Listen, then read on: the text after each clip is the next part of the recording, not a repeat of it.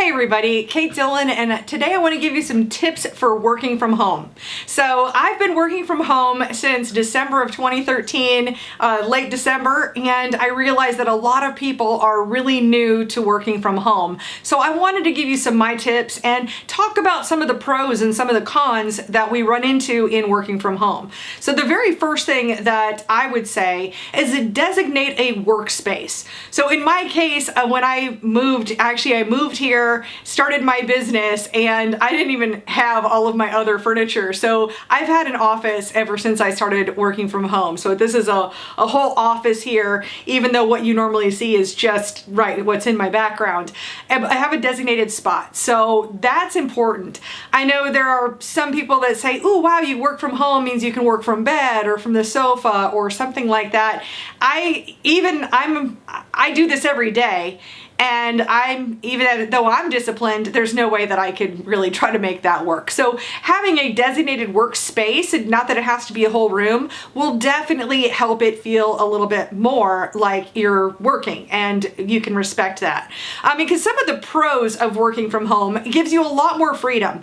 It means that if you've got some appointments, maybe a doctor's appointment, you're not taking off of work, you can make an appointment for 9 o'clock in the morning and go to that and come back. One thing I love is the idea that I can kind of wear whatever I want. I happen to have, the funny thing is I am totally wearing work from home clothes right now because I have a shirt on, but I'm wearing yoga pants. So I happen to have makeup on today because I was doing a video for my other channel, and I like to have makeup on when I'm doing videos. But other than that, and that's completely up to you for sure, what's going to work best for you. So I think that's the biggest pro though, is you have the freedom, but the con is also that you have so much freedom and you can get really, really distracted. And I know something that some people struggle with is like their house isn't clean or there are dishes in the sink. And what I tell myself is pretty much as soon as I walk through the threshold to my office, I'm at work. But part of that discipline is keeping actual work hours. So for me, I will work from about 7 o'clock in the morning is normally when I'm sitting at my desk, and I will go until about 5 or 5:30.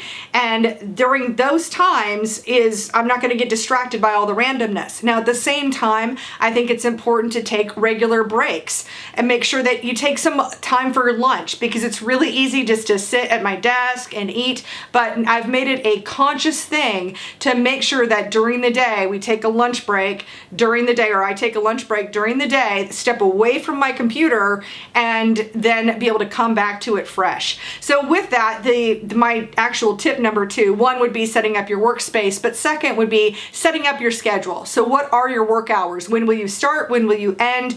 And what breaks are you going to take during the day? What does that look like? The next tip I have is to create routines. So in my case, some people talk about like a morning routine or a close down routine. If those work for you, great, do those. For me, my routine tends to be a cyclical daily deal. So I know that Mondays, for instance, I do accounting. I'm also an entrepreneur, so it can be varied in the fact that I have so many different disciplines or different tasks that I need to do. So Mondays is accounting and answering the phone. Tuesdays is my live video day. Wednesdays is a different project. So I'm able to know, based on the day of the week, what types of work I'm going to be doing. You may or may not have control over that, and you may just need to do whatever it is that you need to do, but still try to setting up routines definitely makes things a little bit easier. Now, the downside of working from home is that it can be really lonely. It can be if you're used to being around people, it can be really tough. And I've got definitely have some ways or suggestions on how you can connect and with other people. And now, of course, I'm making this during the COVID-19 quarantines, and it means that many of us were not supposed to go out into the world and interact with people. But how I'm getting around that is I'm in a lot of Facebook groups with other entrepreneurs, people that are like me, and I'm able to connect with them and be able to commiserate on different things or help them with their issues. If you're looking for a group to connect with, just type in a search term into Facebook and you will find a group that will be of your, something that you're interested in. And that way you can all be interested in the same thing. Now, on the downside of groups, it means that sometimes you can get sucked into social media. Remember, we have freedom. So getting sucked into social media for a long time can be a real hang up. So one way that I do handle time management is I love my time cube. In fact, I have a whole separate video talking about my time cube. So maybe if that's something, hey, I'm gonna set a 15-minute timer, I'm gonna go do that and then get back to my work. So that's a way of dealing with distractions during the day, things like social media, but it is important to connect.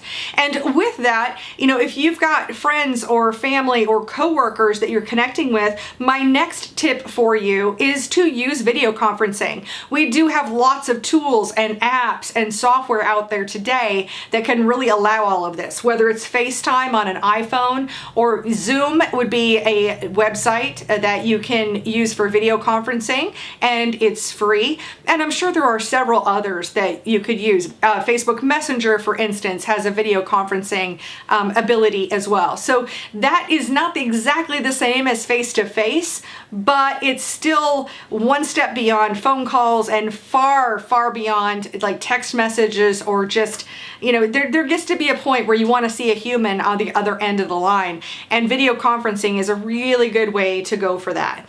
And then I also have one other tip too, because we've got some freedom and we have the internet today. The internet is an amazing place. It's also a terrible place, but it's an amazing place in a lot of ways.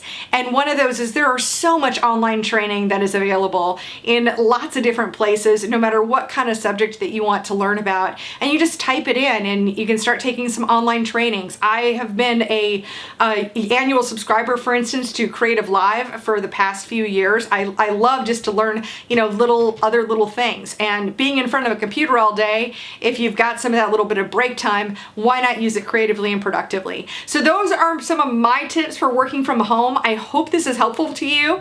And if you've got some other tips, go ahead and drop them into the comments and wherever you're seeing this video. I'd love to hear how you guys are coping with working from home. And thanks so much for watching. I'll look forward to seeing you in another video.